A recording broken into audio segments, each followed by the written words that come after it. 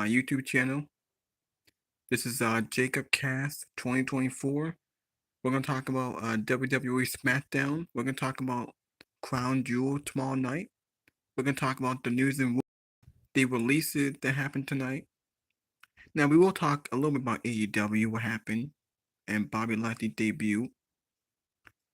Now this video is gonna be an hour long. This video was sponsored by JD from New York, Salamander, Fightful Wrestling, and the other podcast that I know of. I got more on the way, so hit that like button, leave a comment, please subscribe to my channel. Let me know what y'all think in the comment section about this. Now SmackDown's over, but I paused it, so I will rewind to the ending. Now these are the matches for the pay-per-view. I believe there's 7 matches. I think there's 7 matches. Now we got these are the matches for tomorrow night. Now SmackDown tonight was pre-taped. Like SmackDown was pre-taped last week, so this is not live because they're in Saudi Arabia. So we go tomorrow at 1. We got Randy Orton and Kevin Owens, Big Bronson Reed and Seth Rollins. We got the Fatal 4-Way for the Women's Tag Team Championship. We got the United States Championship with LA Knight, Andrade, and Carmelo Hayes.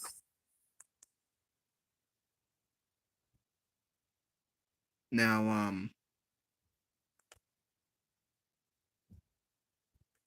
oh wait, hold on. Oh, what the?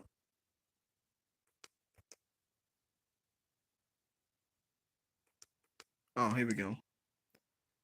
Now, there's the Crown Jewel Championship and Women's Crown Jewel Championship. Cody Rhodes and Gunther. Liv Morgan versus Nia Jax. And there's the 6-man tag with the Bloodline against the other Bloodline. Roman and the Usos against Solo, Tagaloa, and Jacob Fatu. So I guess Fatu is going to be in the ring. So those are the 7 matches for the show. Alright. Now we do have a very good promo from Solo Sikoa.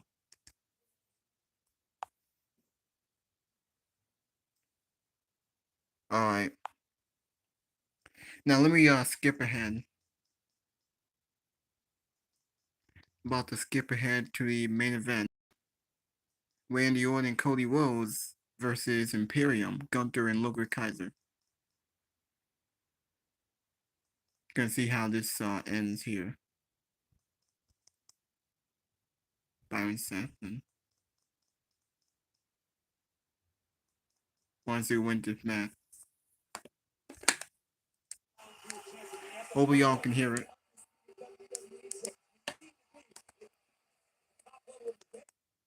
Now, the show about to be might well fast forward to the end. Who won this match? Okay, Cody Rhodes and Randy Orton won this match. Yeah, Cody was about to win.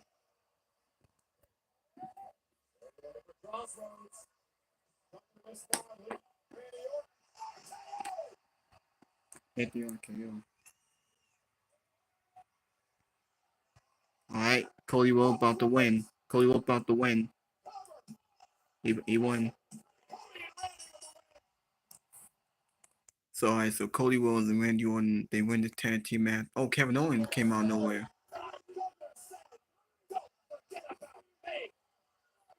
Wow.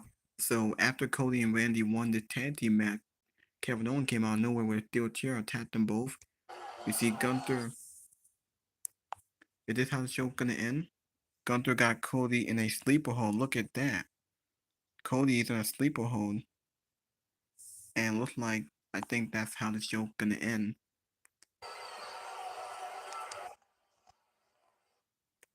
Yep, that's how SmackDown ended.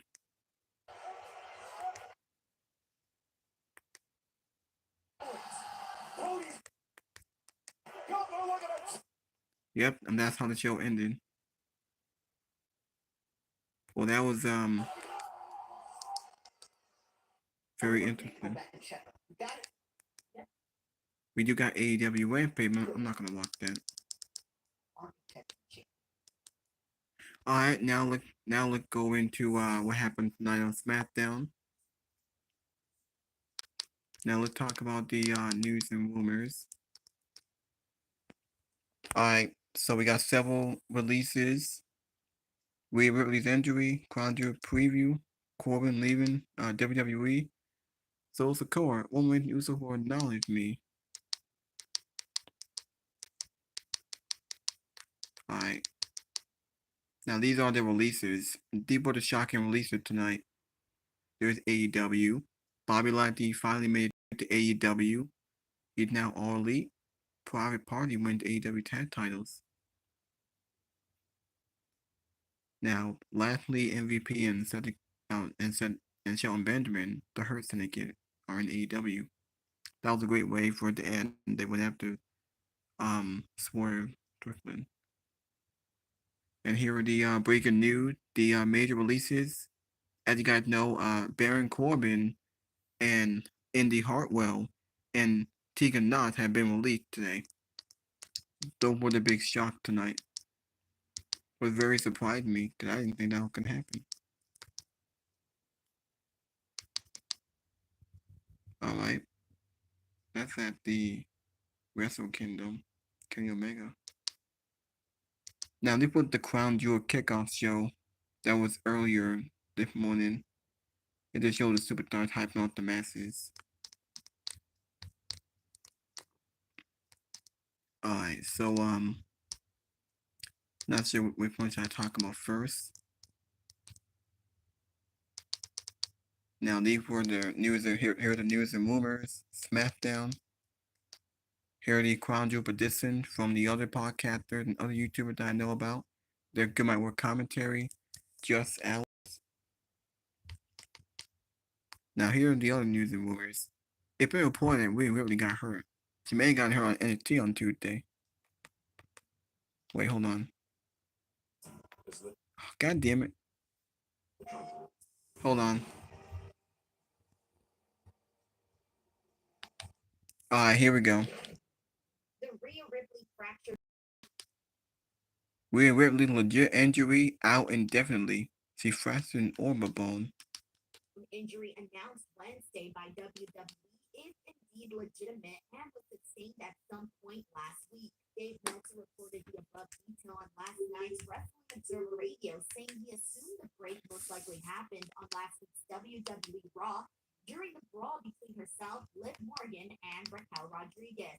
Rhea was written off in storyline during Tuesday's WWE NXT as Liv Morgan and Raquel Rodriguez attacked Rhea Ripley in the parking lot. WWE announced the NXT angle was when Rhea Ripley's injury was sustained, with Meltzer saying that was done as a storyline cover for her to be out of action. Rhea had not been announced for any match on Saturday's Crown Jewel, which will see Liv Morgan. The Rhea Ripley So, Rhea Ripley's injury, Bobby Lashley All Elite, Vince McMahon preparing to launch a new company. He suffered a fracture in the bone last week. Liv Morgan signed new 5-year WWE contract. Bobby Lashley debut on AEW Fight Night Dynamite. Pretty Party avoid breakup, win the tag team titles on Fight Night Dynamite. And WWE announced its new WWE ID program for indie wrestling. Vince McMahon preparing to launch entertainment company. Janelle Grant's spokesperson released a statement on Vince McMahon starting a new company. So Vince is going to start a new company. Janelle Grant released a statement. Spokesperson released a statement.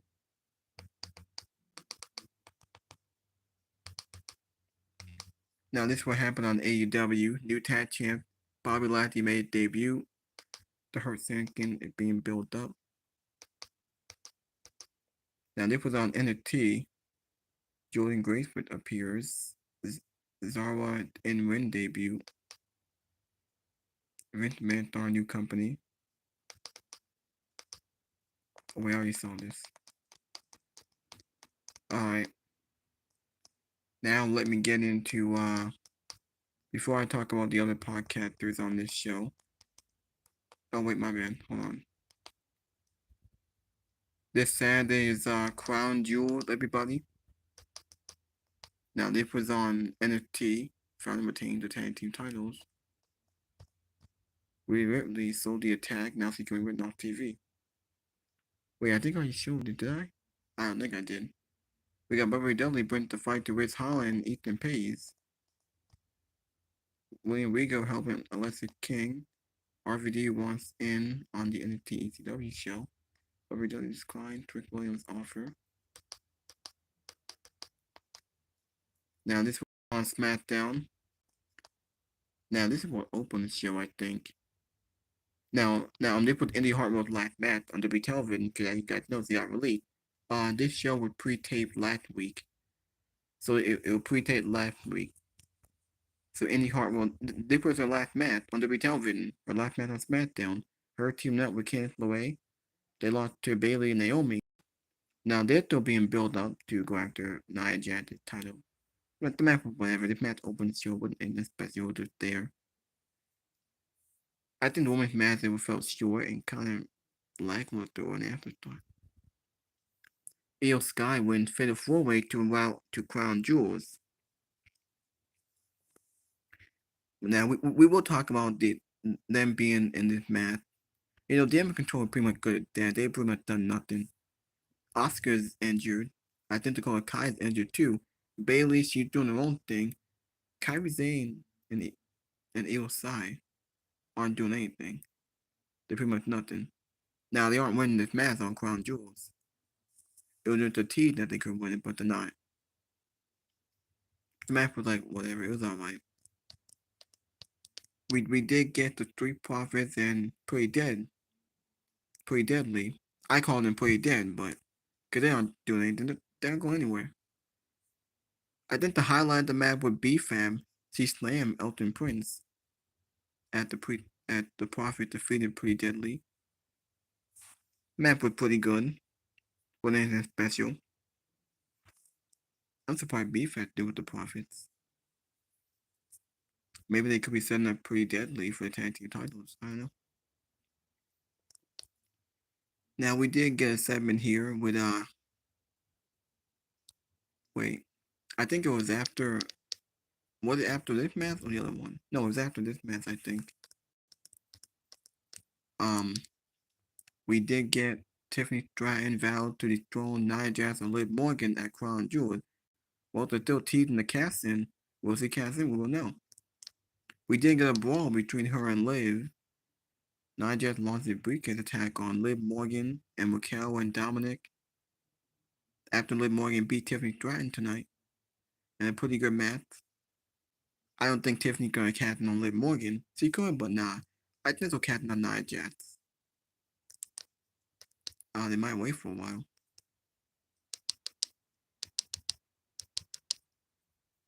I think the only highlight on this show was everything with the bloodline. Based on the segment that we got with Roman Reigns and the Usos and that solo segment. And then the main event with Cody Rhodes and Randy Orton against Imperium and then Kevin Owens getting involved. That was the highlight of this show.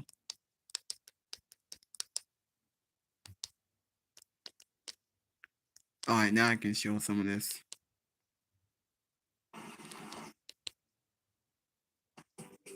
What is circle? So, the chat room. Leave your predictions. Yeah, Baron Corbin on leaving WWE. Here's Wrestle Inc. Like one long-term injury, like if you're Stone Cold with Randy Orton, but if it becomes a pattern, then they might have to make plans without you. I don't think Rhea Ripley's quite there yet, but it's a freak accident, and it's unfortunate to happen to her now. But so we got backstage angle on Rhea's injury from NXT. New WWE ID program reportedly already has some independent wrestlers under contract. Scammers impersonating WWE's Alexa Bliss Bank. Ellies retire out about $1 million. Alright. Now let's see Fightful Wrestling. In WWE. Our great partners at Bet Online have odds set up. Go over there if you guys ever wanted to bet on pro wrestling. Here's your opportunity. Bet Online AG. I've told you all about what they do across all sports. and they've got games, they got all kinds of stuff, the highest credit card acceptance, the quickest payouts, all that. They've been trusted for over 25 years. BetOnline.ag. If you ever hear us talking about betting odds, that's where you get them from. And a reminder, Grapsody previewed the show this week, or they ran today. We had a prediction show yesterday, but right now, Gunther favored heavily over Cody Rhodes. Gunther listed as an 83% chance of winning. Nia Jax favored over Liv Morgan. LA Knight moved into the favorite spot after Andrade was originally favored to win the U.S. title. So those lines have adjusted. The new bloodline is a sizable favorite. The biggest favorite on the men's side is the new bloodline, 87.5% chance to win over the OG bloodline. Kevin Owens, a big favorite over Randy Orton. Bronson Reed, a slight favorite over Seth Rollins. And then we have Jade Cargill and Bianca Belair, by far the biggest favorites on the show at 93.8%. So for some reason, you guys think those are off. You got the opportunity to go over there and make a little money. I can't even point at her. Like she did on Masha. You know, I always like to say, I had to say on yesterday's show, like I love picking on Joel Pearl. It's one of my favorite things to do, but I couldn't even dog on him because he turned. Well, let's see Denise Salcedo. Possible to process in the moment. Mike will skip toward the beginning. Denise and Robin will be talking about their review on SmackDown.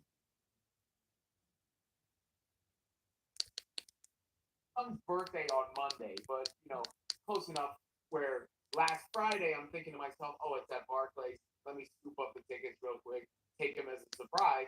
So I told him, after school, guess what? And I felt better about it by that point in time.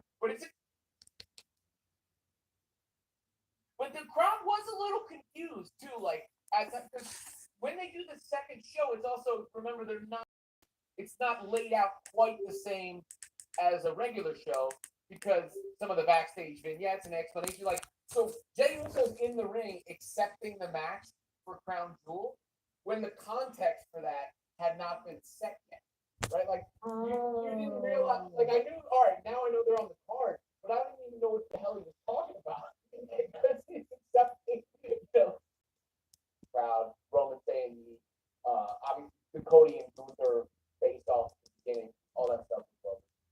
Dude, that's awesome, man. Though I know it's a little confusing, but hey, you pieced things together and worked out, and you guys had a good time. And at least you got to watch a show and a half. I feel like that's a pretty good amount of live wrestling content for Raj and for yourself. Well, especially because that's what I tried to tell him. Dude, you didn't even know you were going. So like, Supposed to do my Money in the Bank watch along this year. I was at a party, Robin, because I didn't know the show started an hour early. So my stream started, I wasn't even here. I wasn't even in the house. And I'm telling people, oh yeah, I'm gonna be live when the main so much, man. He gifted 10 BW holidays. they can all get together. Like he's gotta be the one served first. Oh man. Thank you so much to Kevin Zwicker. We got Larissa Johnson here who says, I can't believe Roman Reigns said beat and I miss Tegan Knox. All right, so actually let's get to that before we get into I'm gonna morph it all in together because it kind of does morph in together. So let's kick things off with the Roman Reigns stuff because that's what we've got in most of the super chats have been about. So we had a confrontation between the Usos and Roman Reigns. And basically what we had here was, this was so funny. So Jimmy's telling Roman, drop the beef, don't feud with Jay. Let's all get together. Let's all be happy again, right? The crowd starts chanting, drop the beef chant. And I was dying at this because I don't think I've ever heard drop the beef chant ever. So hearing it this time was pretty damn hilarious. Jay goes out there and he tells Roman, you know what? You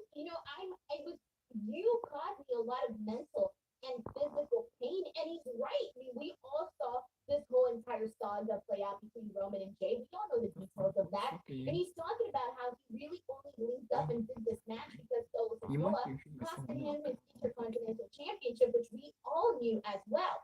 But then he basically told Roman, if we do this one more time, I am no longer your right hand man. I am your equal. All of us, we're all equal. And guess what? Roman Reigns agreed. He said yeet for the very first time. The whole time he's been anti-yeet. He's been no yeet. And it's happening now. They're cousins. He's no longer their tribal chief. They're just cousins. Robin, what did you make of this being live? Oh my gosh, Roz's reaction, his face were coming out there, and it being a happy ending. To throw up the ones. I mean, this was a happy ending or a happy start to an ending to a start. Yeah, a culmination of a two-way saga. How about that? Yes, there Yeah, you I go. was got to see Roman say yeet. Look, I mean, Roman saying yeet is the obvious headline, of course, format, and everybody should celebrate that. And that's the big pop for the moment. But you referenced the other line that I actually reacted to in real time. Because when Roman gets the mic, it's going, I'm excited. All right, now I know, we're headed that way.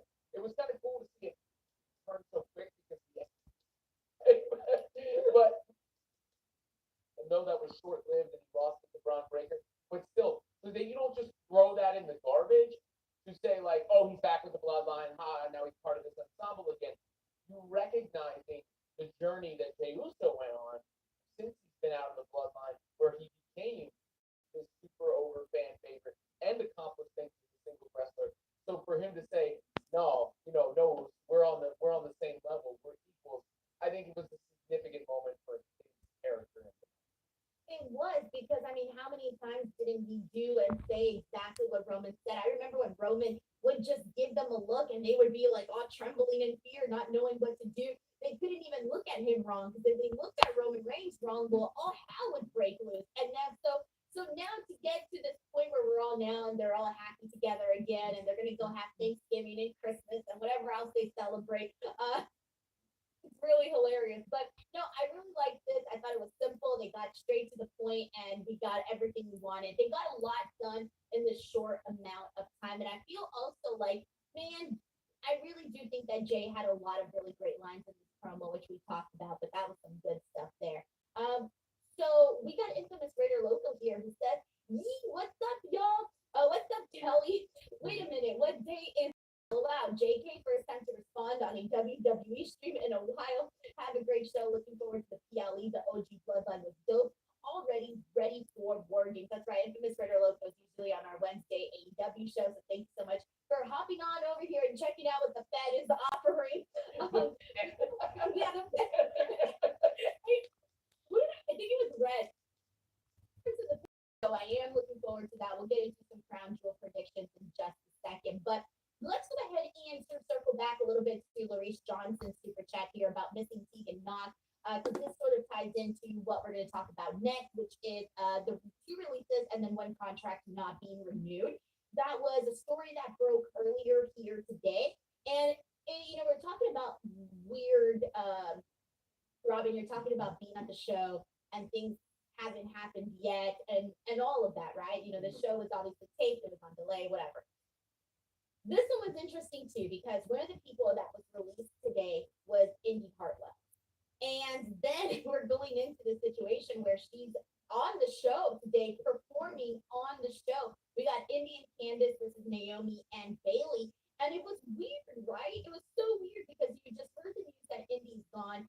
And then she comes out and she has this match, right? So of course, it kind of made you feel like kind of bad, obviously, like seeing her come out there and do like what her last match, not knowing that it was going to be her last match. But to get into the news here, what went down is Indy Hartwell was released, Tegan Knox was released, and then on top of that, Baron Corbin's contract was not renewed. So I want to start with Indy and with Tegan, Robin, because they both had some interesting routes. It's weird because you're surprised. Again, we weren't expecting any releases today.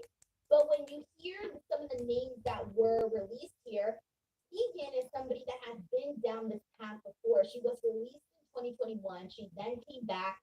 And unfortunately for her, we saw her very, very sporadically, a couple of times on Raw, a couple of times on SmackDown.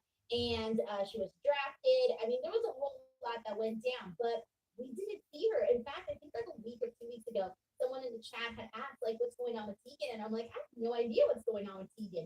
No idea at all. And so she never really truly got an opportunity. On top of that, she also had a couple of injuries, which also sort of plagued her run in WWE, and she was just never able to really get the ball rolling. So when I saw Tegan Knox's name on there, I felt bad, but I wasn't surprised, just given the fact that we hardly had seen her. Indy Hartwell was another interesting one, Robin, because Indy spent so much time since 2019 over on NXT. She wins the NXT Women's Championship, and then immediately after, she has to relinquish the title, and she's drafted over to the main roster, right? Which is supposed to be like a great happy moment. You're on the main roster, phenomenal. But Indy instead is again only shown sporadically. She has a couple of tag team matches with Candice LeRae, but it doesn't really ever go anywhere. The team never really got over. I don't know, they just didn't really get a chance. It just didn't really work out for them. And so Indy was released, and I thought that one was interesting because more so in the last 3 weeks, I feel we have actually been seeing more of Candice and Indy than we have, given the months before. So I thought, oh, maybe they really are starting to give Candice and Indy a real shot here. But then there you go, she's released. Let's start there. What were your thoughts on Tegan and Indy's releases? Well, look, I mean, I have two separate lanes, right? Like, I have one that's personal, and I understand an epitaph. I mean, I don't know the timeline of when they were born. Out there, this one's gone. Here's the next one gone. Here's the next one gone. So possible to process in the moment, but it almost oh You can end up in TNA, you can end up in, other places. And so it's just a matter of, I guess, what you put into it. And then also, for example, I just interviewed Cameron Grimes, Trevor Lee. And one of the things that he said, because he was also through this, he was on NXT and he got called up, he got drafted over to SmackDown, the dream picture, you get drafted. And we all know how it went down for Cameron. It didn't go down really at all. He was not really shown on TV. It felt like he was just completely forgotten about. And so then he gets released, right? Okay, now fast forward to, now he's getting back out there. He's doing indies, he's doing anything, right, to get his name and continue to grow in the space. But he has said, one of the things that I think gave him hope and keeps him going is that we have also seen people return to the company. We have seen Bronson Reed, for example. He was really went off to New Japan Pro Wrestling, did his thing, did the indies, bam. Now he's back and look at him. He's in this big program with Seth Rollins. You have people that have Karrion Kross was another one. He left, came back. Okay, now he's back.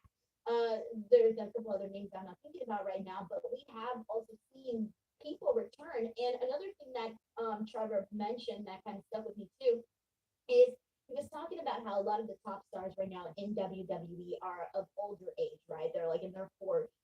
And he said, like, dude, like I'm 31 right now. So I still feel like I got a lot of time to make myself into a name again and come back. I mean, God, Cody Rhodes. Cody Rhodes was gone from WWE and left and rebuilt his name and came back. Drew McIntyre. Those are probably some of your, really top successful people that have been through these Same situations. thing with Cody We've Rhodes, seen so Drew many other people McIntyre. just really Anything build names for possible, Cody themselves. Rhodes, for Deonna example, Cody Purrazzo, Rhodes left the Chelsea company. Green. He Oh my came gosh, back. how can I He forget wrestled Chelsea everywhere Green? he Chelsea could to Green is reinvent another one himself who left and came back, and and make a now look name at for her. himself She's elsewhere. freaking And he came thriving. back. So it Drew does McIntyre, happen, for and it example, he can was happen. promised in the It's just company more of like back in what 2014 you do and and left what Rock you and he make wrestled of everywhere he it. could. Now, The the other Indies person we Impact, have to get he into, reinvented Robin, the character, is made him Baron Corbin. impossible. He Baron came Corbin has back. been with the company since 2012. Baron Corbin has been there forever. And his contract was basically not renewed. And that one I thought was interesting too, because obviously a little bit of different circumstance than Tegan and Indy, right? He's gotten a lot more opportunities. Again, been with the company for a while. But he was somebody that went down to NXT, and in NXT sort of found his footing again. He got his groove back. Everything that he did with Braun Breaker, it was great. Baron Corbin became likable again. Braun Breaker was showing more personality. It was going well. And then we all knew Braun Breaker was going to get called up. We all knew that he was meant for superstardom. So he goes. He goes to the main roster. He does his thing. And I remember we were talking about it on the NXT show. Well, what does this mean for Baron Corbin? Is Baron Corbin going to stay on NXT?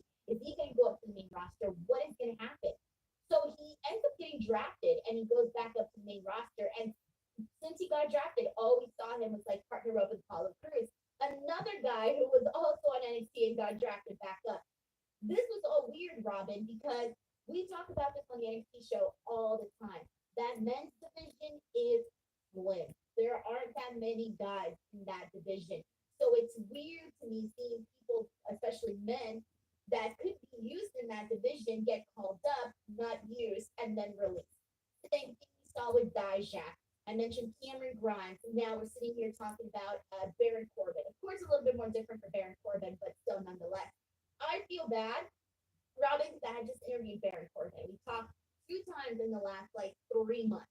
And if you guys have seen the interview, you guys will get what I'm talking about with this because Baron was really, really open and honest about how the last thing that he had done on the main roster before going to NXT was that JBL storyline. And he basically said that that thing like basically killed his passion. Like he was done. He wasn't really feeling like himself. He was feeling all these negative emotions. And he went down to NXT and he said that Shawn Michaels was really the person that really gave him this chance to like find himself again. And he said like during, being in NXT, being there, being with all these people that have a lot of hope, they gave me a lot of hope. They gave me hope to start chasing after I thought were no longer an option for me, like being a champion, like being at the top of the card of WrestleMania, all of this. And so I do feel bad because I saw that Corbin was in this very hopeful space. And now fast forward a month or two later, and not God, when was that? I spoke to him at Bash of Berlin. That wasn't even that long ago. And now fast and he's been released. I mean, on the bright side, he did have more experience in WWE. He had a lot more moments, and obviously made more money, so that's good. But yeah, so what did you think when you saw the Baron Corbin? Yeah, I mean, it's another one where that's tough because you talk about NXT and that experience, but there's, I think, a time limit for somebody like Baron Corbin just because of the way where you branded, they branded it, we branded NXT UK, right? Like it's the development program. So when somebody goes back to NXT, they're on because that can put your name out there and let you find your groove and your identity. Because forgetting even people who have been released and that can change everything and change everything very quickly. Because Austin 316 says I just whooped your ass had t-shirts selling by the next day, right? The broke ass Corbin stuff, that was great too. But a lot of it with Baron just didn't necessarily go too well. And a lot of it, I don't even know what to say. It's a lot because a lot of it was under, Vince McMahon's creative. It was things that he saw for him. But yeah, I mean, it's a tough one. It really is a tough one. But obviously, we're wishing everybody the best of luck, and hopefully they find where they're supposed to be and what they're supposed to do with their careers. We got Chris Deck here who sends in a super chat. Thank you so much to Chris. He says, I wasn't a fan of Corbin in 2018 through 2019, but his second NXT run won me over. I think he can have a McIntyre-like success in TNA and come back and be a top guy. Yeah, he was somebody that, again, I'm telling you, that NXT run, it won people over again. Like, if you were watching that, you were keeping up with it, you became a fan of Baron Corbin, I feel. And I feel like because that's the recent version of Corbin in my mind, it makes it a lot more like, oh, I feel so bad, So yeah, Chris, thank you so much. We got Anthony Giuliano here who says, who else do you think will get released? Hopefully nobody right now. I don't want to speculate on anybody because it is at the end of the day, it's like, losing your job. We've all been there, Robin. Like you talked about some of your experiences. I've been there. I've lost so many freaking jobs because of things that are completely out of your control. Completely out of your control. It's like people just run out of money. Okay? It freaks me the hell out because people and categories of wrestlers that all brought something different here. Been in like Lash Legend. Point during these big matches, and she's getting attention. We truly want, But regardless, dude, I'm so excited for what the future looks like for Lash Legend. Like, I'm a fan, man. I'm a fan, especially because like of her size, and I just think she has A bit underhanded in a sense, if all's fair in the way.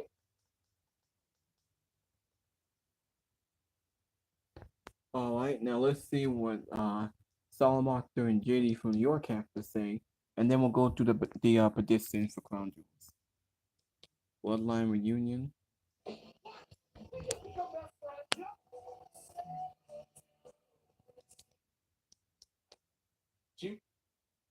All right, now let's see what Salamoster has to say. Let's check out his review. I'm only gonna show some of it. I'm not gonna show all of it. Is traveling to, actually, I'm probably there already, but they're headed over to Saudi Arabia. So this was a show that was taped last week in Brooklyn, and it felt like it. Just like that Raw episode a few weeks ago, it felt like a taped show. I thought the second hour tonight was better than the first. I thought they did, for the most part, what they had to do to promote the key matches coming up tomorrow at Crown Jewel. This was the go-home show, after all. The biggest angle, the biggest segment, biggest happening on the show tonight involved what else? It's a Friday night, so what else? The Bloodline. But not Solo Sikoa's Bloodline. It involved the OG Bloodline. Roman Reigns, Jimmy Uso coming out, Jey Uso following. This is supposed to be a meeting of the minds here with the original members to try to get them on the same page, because they have a match at Crown Jewel tomorrow against Solo and his crew. Can Roman Reigns and Jey Uso get back together on the same page?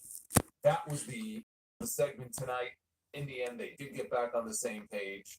I was watching very closely because I wanted to see what they would have Jey Uso talk about. What would Jey Uso have to say to Roman Reigns in this segment? Because it can't be as simple as him showing up and saying, "Hey, Uso. Hey, all right, Uso, come on, Uso. We're back together, Uso." Can be anything like that. Jey Uso has some baggage that he had to unload on Roman Reigns tonight, because Roman Reigns has put him through hell in the past. So it couldn't be as simple as him coming out and just flat out forgiving him. I was curious what he would have to say. I thought that they did a good job in that segment of having Jey Uso explain the issues that he has with Roman Reigns and why he's willing to put those issues aside to stand side by side with his brother and his cousin to go to war with his other brother this weekend. I thought they did what they had to do, and I thought it was the best thing on the entire show. You heard the crowd reaction, and I was watching, and it's just amazing to me to see where Jey Uso was 4 years ago. He was never supposed to be in this role. And this is what a lot of people, I think, don't understand. When Jimmy Uso got hurt and he tore his ACL in the empty arena WrestleMania that year, in the tag team ladder match, he went away for a very long time. He had a long injury layoff. And that's why Jey Uso got the opportunity that he did to be in the role that he was in with Roman Reigns. And I sometimes think back to the beginning of all this, and I wonder, had Jimmy Uso not gotten hurt at WrestleMania 36, how different would this Bloodline story look right now? Would it have been Jimmy in the spot that Jey got? Would they have been equals? Right? Twins. Would they have been equals? But you look at where Jey Uso is now, he is truly one of the top stars in this entire company. He came out tonight, you saw the reaction from a crowd that had already sat through one episode of SmackDown and had every right not to be, terribly energetic. And when Jey Uso came out, they lost their minds. And they were bobbing up and down, and they were singing his song. Even after the song was done playing, they were singing his song. I've never seen that before with Jey's music. He's a superstar. How different does that turn out if his brother doesn't get hurt? One of those what-if questions in wrestling that we may never know the answer to. Boy, is he a bigger star now than he was 4 years ago, and they will go into combat tomorrow against Solo Sikoa and his crew. But that was not even the main event tonight. The main event was Cody Rhodes and Randy Orton teaming up to take on Gunther and Ludwig Kaiser. Of course, it's going to be Cody and Gunther in the Crown Jewel Championship match tomorrow. So the Crown Jewel titles that the winners will end up with tomorrow are staying in Saudi Arabia. They're staying at the WWE World that they have there. They're not leaving the country. What the winners are going to get when they leave Saudi is a giant ring that they can wear, like almost like a Super Bowl ring. That's what Triple H announced today on the pre-show that they had. So the titles are not even going to be. I think we all knew we weren't going to see these belts again for another year anyway. But they won't even be leaving the country. But Cody got a win tonight, but he was left laying when the show was over. What does that mean as far as who goes over tomorrow? We have predictions a little bit later on. We had a little preview of the women's Fatal 4-Way Tag Team title match coming up tomorrow. One member from each team in a Fatal 4-Way tonight turned out to be the best match on the entire show. And this was a show that had Cody Rhodes, Randy Orton, Gunther, and Ludwig Kaiser in the main event. And the women's match turned out to be the best thing that we saw in the ring tonight. Yeah. We're going to talk about this show, and I've got some breaking for you. So let's not waste any more time. This is your Friday Night SmackDown review here for November 1st, 2024. I am the Solid Monster. Yes, it is a brand new month. We've turned the page on October. We've turned the page on Halloween. Want to check out the donation amounts down below. That is brand new. Of course, I will be reading your super chats a little bit later on as we go through things. Hey, Venom Kitetsu, if you're in the chat, I know you're there with me. Thank you, brother. I saw your super chat from earlier. How did we not get Baron Corbin? You know, look, he's been with the company releases here to talk about, but there were some late day WWE talent releases. There were 3 in total. There are not expected to be more. Of course, that could always change, but the word is that these are expected to be the only ones, at least for now. All of these people will become free agents in 90 days, so they are bound by the 90-day non-compete. They'll get paid in the meantime, but then they'll be free and clear. 3 names gone from WWE: Baron Corbin, Indy Hartwell, and Tegan Knox. Baron Corbin, you know, look, he's been with the company now for over a decade. Spent many years in NXT. He did the Lone Wolf gimmick, and then he got called up to the main roster. And it just seemed to be one shit show after another for him. You can remember the Money in the Bank catastrophe with him. One of the worst, if not the worst, Money in the Bank cash-in of all time. I mean, they buried him 6 ways to Sunday with that cash-in. It was the number 1 casting, but it's the second worst casting because Austin Theory the first. Austin Theory number 1 of the worst casting of all time. Baron Corbin was the second because Ellie Corbin casting for the world title.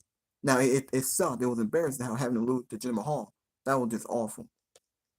He must have had heat with somebody. So that didn't do him any favors. And then I remember the Constable Corbin era when they literally, this was the end of 2018, and they literally tried to use him. They used him as a scapegoat. You know, Jack Perry goes around in AEW, calls himself a scapegoat. You want to see a scapegoat, go back and watch Baron Corbin late 2018, early 2019. The company and the creative situation in WWE was so dire. It was such shit at that time, to the point where all the McMahons, including Paul McMahon, had to stand in the middle of the ring live on a Monday Night Raw, literally to address the audience on television. And in so many words, tell us that they've been failing us. They've been letting us down. The product sucks so badly. They had to come out and do their own state of WWE address. But then they worked it into a storyline and they blamed the quality of the show on Baron Corbin. And to be fair, what Baron Corbin was doing at the time was certainly playing into how awful the show was. But you can't lay it all at Corbin's feet. But that's what they tried to do.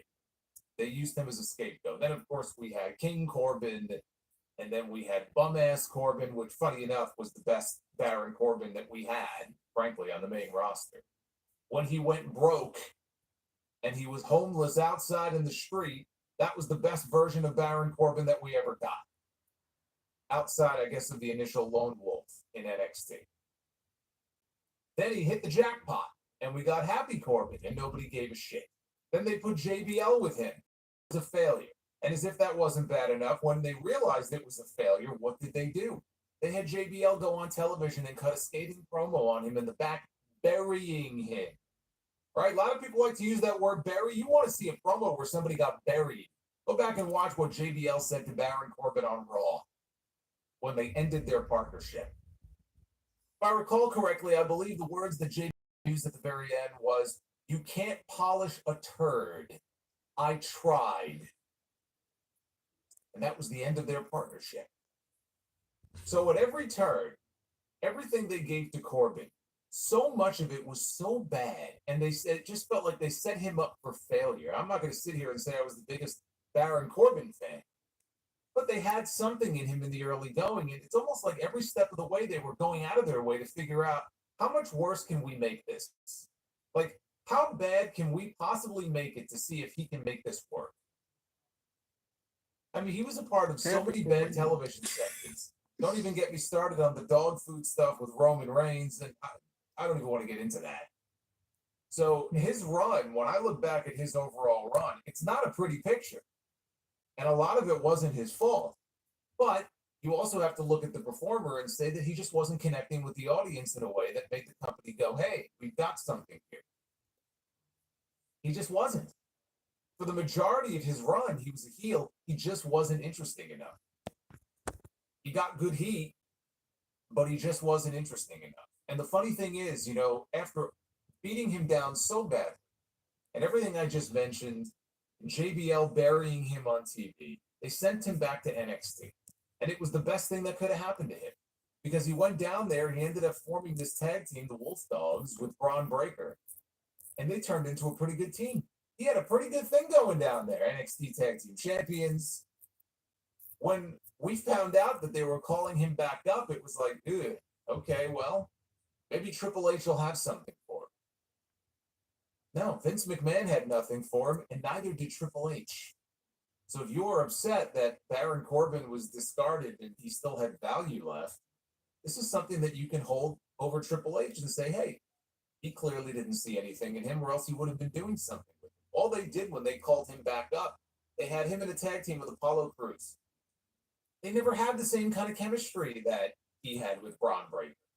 And Braun Breaker is too good, and his future is too bright to be stuck in a tag team with Baron Corbin, who I'm sorry to say was a proven failure based on the way he was booked.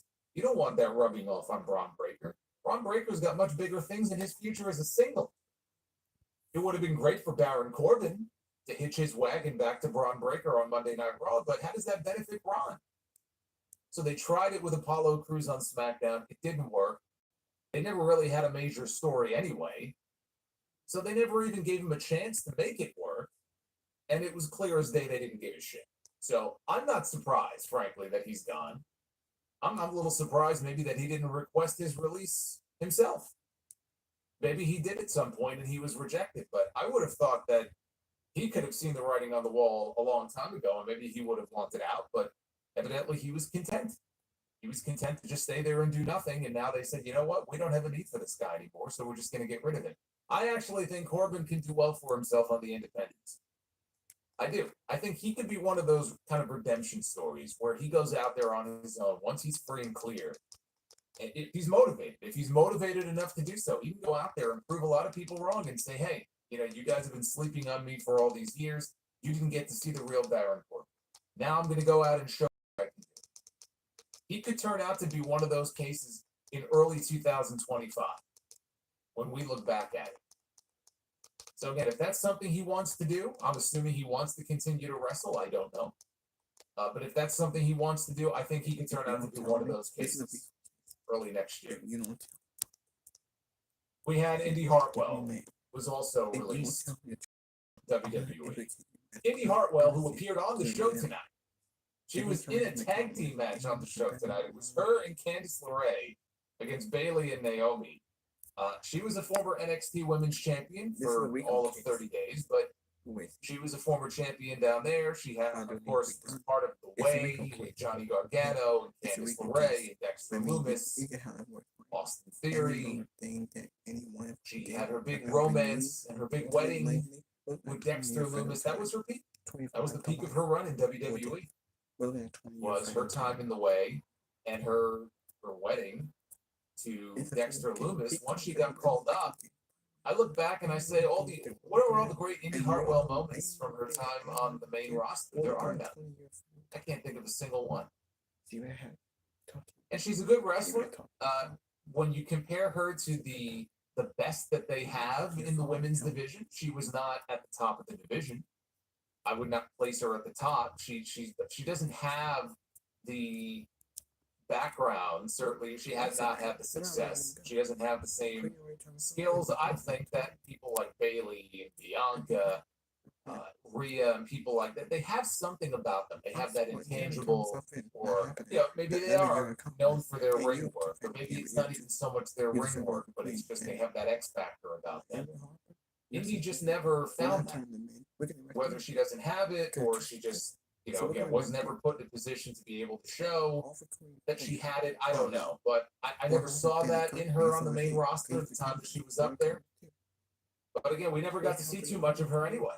And kind of the cruel irony of it is, if you look at the match that they had on the show tonight, she probably had more ring time on SmackDown tonight in her final match after she was fired than she did her entire time on the main roster.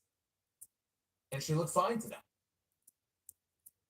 But they just never had anything for her. And again, that's surprising, under Triple H, that they would not have come up with something. They would not have extended things with her and Dexter, maybe put them together as an on-screen item on the main roster. You have injuries, and if there's a need that arises, we need women, we need men. Who do you got who's ready for prime time right now, who would be perfectly serviceable on TV that we can use and plug into the show, because we have a hole here, we have a hole there?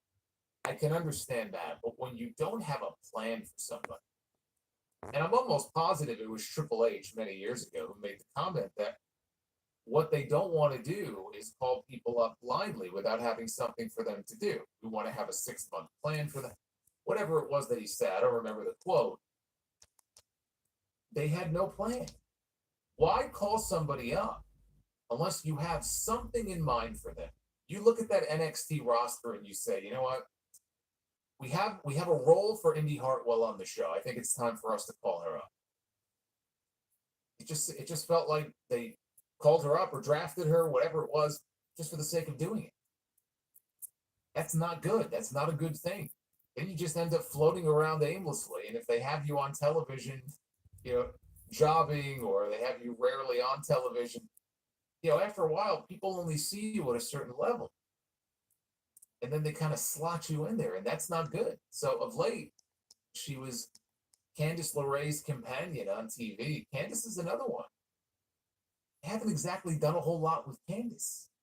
They've done more with her in the last 2 weeks, with her and Nia Jax, than they have in the last 2 years.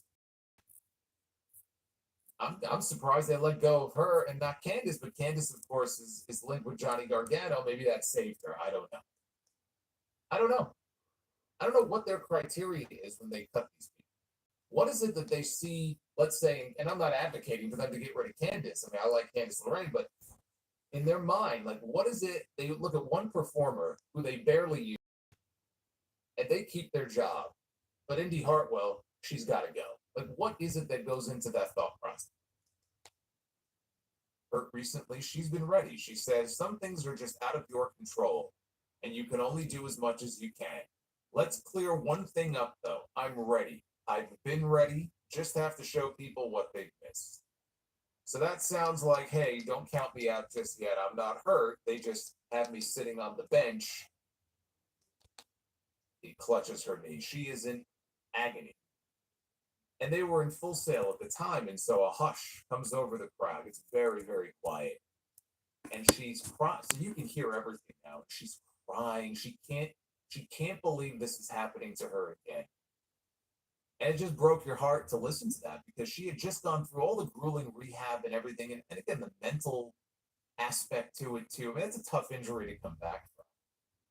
And now she realizes that something is not just wrong, but her knee basically exploded. I mean, she tore her ACL, her PCL, her MC. I mean, her whole knee was just destroyed. And in that moment, your heart breaks for her. But it's also like, well, this is her second one since joining the company. And eventually she was able to make her return, and she ended up tearing her ACL for a third time. She had 3 ACL tears in less than 4 years. How do you come back from that? And by the way, I should point out, I'm almost positive that she has 4 ACL tears because I think she tore her ACL when she was younger and she played soccer. I know she had a very serious knee injury. I'm almost positive her first ACL tear was even before she got into wrestling. That's 4 ACL tears. And I don't know how many were in one knee as compared to the other, but that's both knees, 4 ACL tears in her life. Look, I wish her well, and it would make for a wonderful comeback story if she was able to hit the independent scene or end up working for another promotion and worked her ass off and didn't get hurt and stayed healthy and proved that she can still go. And I want her to do that. And I wish her all the best. But from WWE's perspective, again, whatever it was that made them push that button today, I can understand it. You know, she was injury prone. And it was the same injury over and over again. And that's a tough thing to overcome. And they may have looked at her and they may have been very gun shy to include her in any major storylines out of fear that, you know, her body may not be able to hold up. Now, it's one thing to have a serious knee injury once, maybe even twice. When you do it 3 or 4 times, and she's still, you know, relatively young. She's not like she's aged out. That's a tough thing to overcome. So if that was part of their mentality, I can understand it, honestly.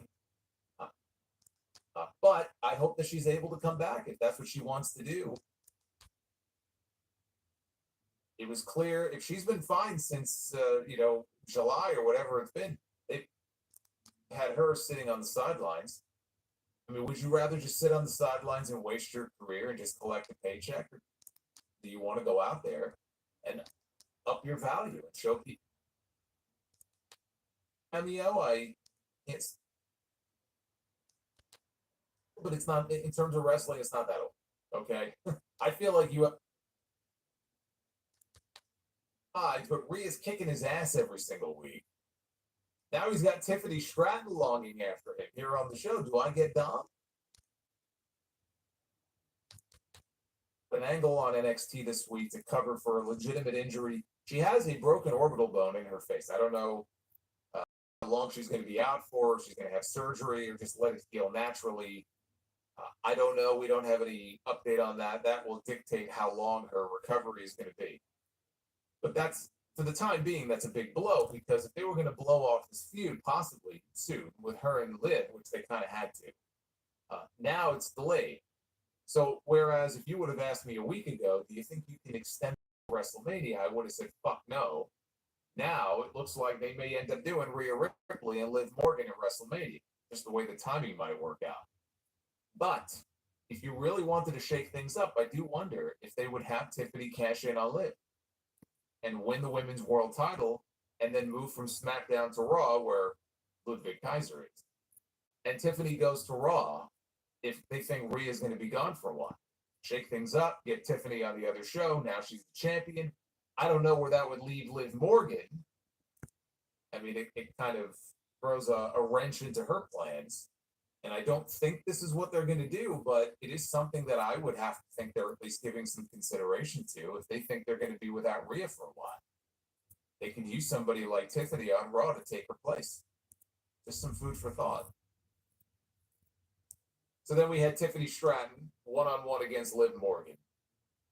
We got to see a whopping 2.5 minutes of this match. For a match with the women's world champion. Right, Liv Morgan is the women's world champion. She's going into Crown Jewel tomorrow to compete for the first ever Crown Jewel title. And on the other side, you have the woman who is very likely going to be the next women's champion, whichever title she wins. Considering who was in the ring, this was a total throwaway match. This was awful. Awful. This match didn't feel big at all. And look at who's involved. How is it that this match just felt like, again, completely worthless? Didn't help that we only got to see 2.5 minutes of it. Terrible. Yeah, exactly. Shows you how pathetic the company is. Why are you going back to 2-minute matches? And Liv was shit. You know what? Liv Morgan should definitely drop that title. Tiffany should cast in pretty soon. I don't know if we're going to be at Crown Jewel. I don't know when, but hopefully. They joined the match already in progress. Morgan went for a blip. The big spot was B-Fab body slamming Elton Prince. Jeffy got him up, slammed him on the floor outside. Oh wait, hold on. The Street Pro. Oh wait, hold on. After this, the announcers threw to a video recap. Her title, she wins. Considering who was in the ring, this was a total throwaway match. Oh, my man. It's including Raquel and Liv and Dom, and then she hit the ropes and she came off with the Annihilator and she squashed Liv Morgan to stand tall to close the segment. After this, the announcers threw to a video recap of the conversation in the ring last week between Triple H and Randy Orton. And in the end, the Street.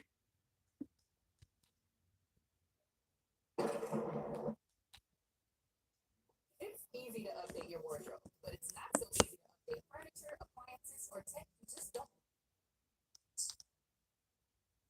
Alright, now let's watch JD from New York. Let's watch his review. See what he has to say about SmackDown and the releases and the Crown Jewels show.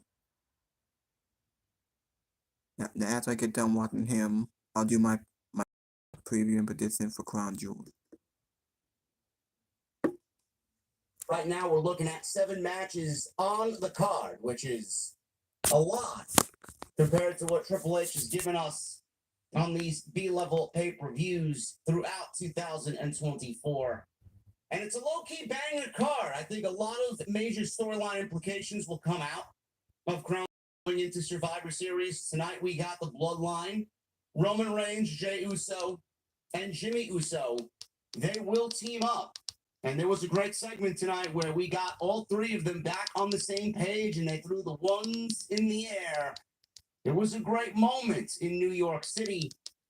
And they will go up against Solo Sikoa, Jacob Fatu, and Tama Tonga of the Bloodline 2.0. So that got added tonight. And there will be major implications, I'm sure, coming out of that, as we will be left with 4 weeks till the Survivor Series, where it is rumored we will be getting War Games, Bloodline versus Bloodline Civil War. So I'm very excited to see what comes out of that. The other big thing is Kevin Owens. Kevin Owens struck first tonight against Randy Orton. He showed up at the end of the tag team main event tonight between Randy Orton teaming with Cody Rhodes against Gunther and Ludwig Kaiser. He showed up in sweats and a hoodie, and he was not supposed to be there. He was wielding a steel chair, and he blasted Randy Orton in the back with the steel chair while Cody Rhodes was being choked out by Gunther. So there's a lot going on there that I'm also heavily invested in, because last week, Randy Orton begged Triple H to give him a match with Kevin Owens at Crown Jewel. We were not going to get it after weeks of Randy Orton wanting this match. Nick Aldis couldn't do it. It was above his pay grade. Now we got Triple H and Randy Orton face-to-face last week, which gave us Randy Orton getting his match, Triple H agreeing to it with a very cryptic and ominous message. You are going to be sorry that you asked for this. So Randy Orton and Kevin Owens will be going one-on-one at Crown Jewel, but he did strike first tonight at the end of the show. All in all, you guys know I hate tape shows, man. You guys know I hate tape shows. They just feel lifeless. A lot of this show felt lifeless.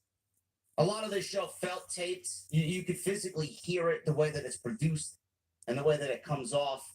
But it did have a couple of marquee moments tonight for sure that will certainly bleed into major stories going on into Crown Jewel and then obviously into Survivor Series. We will talk about all that on what was a lame duck show tonight on Friday Night SmackDown.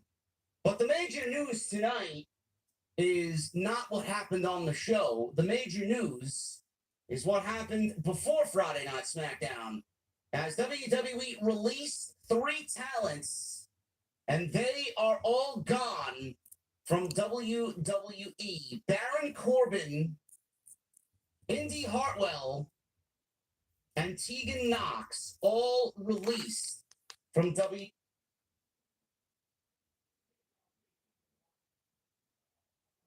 WWE. We will get into that right now as WWE made this news, or gave us this news, I should say, right before Friday Night SmackDown. Baron Corbin, Tegan Nox, and Indy Hartwell are leaving WWE, and this is a follow-up to the initial report from Sean Ross Sapp of Fightful Select.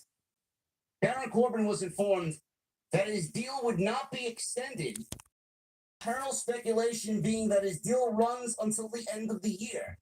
Numerous indie bookers already asked Fightful when he would actually be available, with one top booker saying they hoped he would continue his wrestling career. Corbin told Fightful recently he initially wasn't sold on teaming with Apollo Crews despite liking him because he didn't feel they could be the lone wolves were when he teamed with Braun Breaker on NXT television before Braun Breaker eventually made his way to Monday Night Raw and now sits as the Intercontinental Champion. Baron Corbin has rarely been used on TV throughout 2024, but has been a regular backstage at SmackDown and worked a number of dark matches. Baron Corbin was even at the Netflix shoot at WWE to promote the upcoming move to Monday Night Raw on Netflix on October 27th. Baron Corbin, he has been such an up and down, ice cold, hot 1 week, cold 1 week, back and forth type of character. Vince loved Baron Corbin. During the Vince days, Vince loved Baron Corbin. He found regular television when Vince was around. He undergone several character changes. He was the Lone Wolf, Baron Corbin, King Corbin, Constable Corbin, Happy Corbin, Sad Corbin. So many different gimmick changes for Baron Corbin, and none of them ever stuck at all.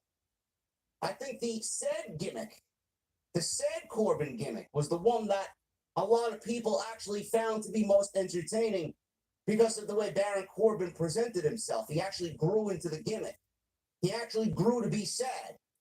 He did everything that comes along with being sad. He grew his hair out. He didn't shave for weeks on end. He showed up and wrestled disheveled. White t-shirt. He had ketchup stains and fucking food stains all over his white t-shirt, or his white dress shirt, rather. He came to the show moping around. Believe it or not, it was actually a take on a real life situation that normal everyday people go through. Some people are sad. Some people are happy. Some people go through the fucking, the dark days of life and nothing ever goes right. And then he turns his luck around when he became Happy Corbin. One day he was sad Corbin, the next day he was Happy Corbin. That resonated with people. Everybody goes through that. That's a normal gimmick that people can relate to. That's why, out of everything that he's done, especially on the main roster specifically, a lot of people took an interest in that because it's relatable. Now, obviously, everybody's going to cite his Lone Wolf character. That was the top of the top for Baron Corbin. I remember when Baron Corbin got to NXT for the first time, and he had the theme music, kick-ass theme music, and the End of Days entrance, and the entire spotlight that would come on to the arena floor that would introduce him. Everything about his gimmick and his presentation, his character in the early days of Black and Gold were fucking great. I think a lot of people were anticipating him to be a major player. But we didn't get that Baron Corbin on the main roster. As soon as Vince got his claws into Baron Corbin on the main roster, we did not get anything that resembled the Lone Wolf Baron Corbin. He was a loser. And he spent years and years and years being a loser. Nobody believed in him. I don't want to mention Vince because Vince is not here anymore. Triple H is in charge, and if Triple H wanted to use Baron Corbin, Triple H has to pay Baron Corbin, recreate Baron Corbin, put him in a priority role. If he so wanted to, SmackDown could certainly use the talent. I'm not taking this and making it a Vince McMahon thing.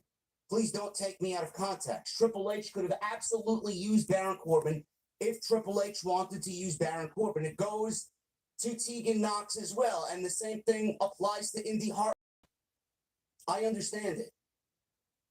But years and years and years of absolutely nothing for Baron Corbin.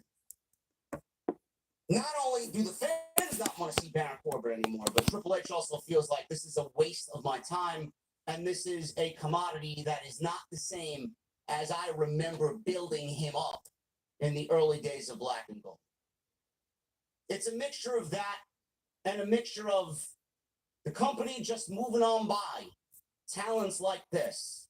There are a sea of talents in NXT that are probably going to get called up in the next 6 months. WWE, unfortunately, needed to make some room for 3 of the top talents that they plan to call up from NXT. And unfortunately, Baron Corbin, Tegan Knox, and Indy Hartwell were the 3 casualties. Do I think Baron Corbin had a spot on WWE television? That's very subjective. I wasn't the biggest Baron Corbin fan. I wasn't. Did he do what he needed to do good? Sure. Baron Corbin was always solid in the ring. He showed you how solid he was in the ring when he wrestled on NXT. It was a different Baron Corbin than what we saw on the main roster. He was very one-dimensional. He did what Vince asked him to do on the main roster. But when he went down to NXT, he knew he had to adapt. He knew he needed to do more. He knew exactly what those people wanted to see, and they gave him the canvas to do so. They gave him the Lone Wolf gimmick. Obviously, he didn't have the hair. They gave him the theme music. They gave him a better moveset. They let him go out there and actually wrestle. So, yes, he did do what he did very well. But did the fans appreciate it? At the end of the day, they did not. Baron Corbin, you asked him to be a good guy. Baron Corbin went out there and was a good guy. He wanted to be a bad guy. He went out there and did the bad guy thing very well. He got heat. No matter how you looked at it, he did get heat. I wasn't the biggest Baron Corbin guy. But I also was definitely one of the people that felt for him when they took the one thing that was going to truly make him successful. They took that one thing away from him. And then he was left with all these different things that just didn't work out. And when you try and fail, try and fail, try and it doesn't get over, try again and it doesn't get over, they send you down to NXT, you get better. You show them exactly what you're made of. You get better and you get called up again and don't give it a second chance and it still doesn't work out. It's time to leave. It's time to go and do something and apply what you did, take what you learned, and do it somewhere else. If Baron Corbin wants to wrestle, if he wants to continue to wrestle, then I think TNA would be a perfect opportunity for him to do so. Or, you know, he was one of those guys that always looked down on, you know, the people working the indies back in the early days when he was really a prick. He was one of those guys along with Braun Strowman that kind of looked down on working the bingo halls and working the low armories and these fucking rinky-dink places.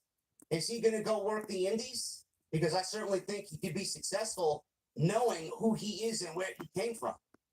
Look at Matt Cardona. Matt Cardona labeled himself as the king of the indies. He still hasn't been signed by a major promotion, which is very surprising, seeing the body of work that he's done. But if Baron Corbin wants to do that, then he certainly has the opportunity to do exactly what Matt Cardona has done, Dolph Ziggler, Nick Nemeth has done, Mustafa Ali. Dijak was just released from WWE a few months ago, and they didn't bring him back. He's doing his thing on the indies. He could definitely make an impact, no pun intended, if he wanted to continue to do pro wrestling. The tag team with Apollo Crews was something that felt very forced and very thrown together. If he didn't like it, then he didn't like it. He didn't like it because he didn't like Apollo Crews. He didn't like it because of the wishy-washy way that they were treating him. He didn't like it because they sent him down to NXT to recreate himself and get back to where he used to be. He was in the process of doing that, and then they called him up to the main roster to stick him in catering, and then realized that he was still employed there. Hey, we just called up Baron Corbin. What should we do? Yeah, we'll just team him up with the other guy that we haven't really been featuring on television in Apollo Crews.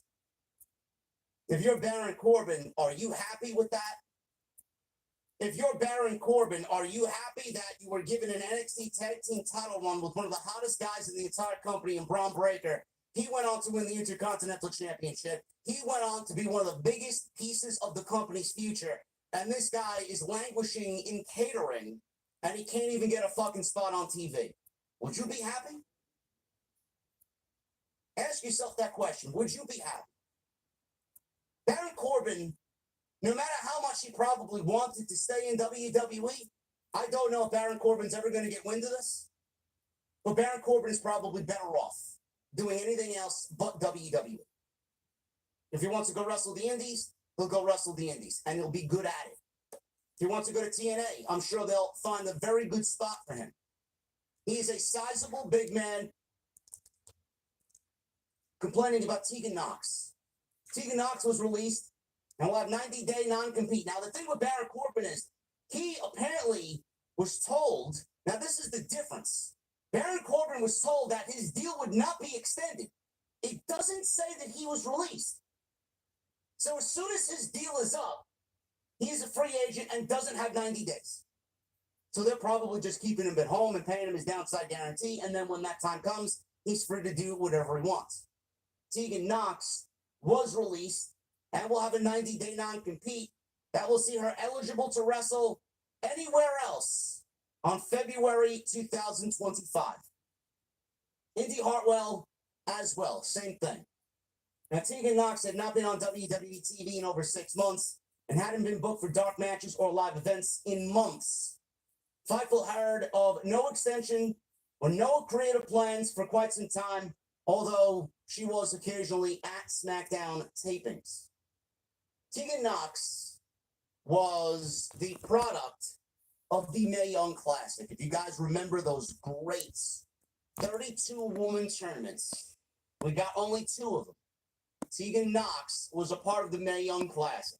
That's where she made her name first in the WWE. And you guys remember what happened. To go on and win, believe it or not, she was supposed to go on and win the one that she was a part of, and she blew out her knee in a match against Rhea Ripley. I remember it like it was yesterday.